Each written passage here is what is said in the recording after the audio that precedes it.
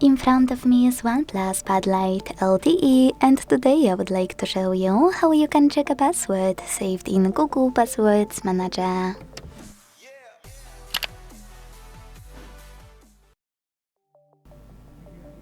Start by opening Settings and scrolling all the way down to hit Google.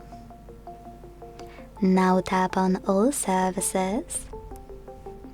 Scroll again and tap on Autofill with Google here. Don't worry, I can assure you you will find this section here, because I tested it on this OnePlus before recording. Then hit Google Password Manager, and to check any password, click on it and enter your screen lock.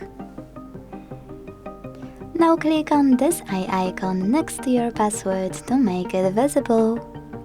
Thanks so much for watching. If you enjoyed this video, leave a like, comment and subscribe. Bye!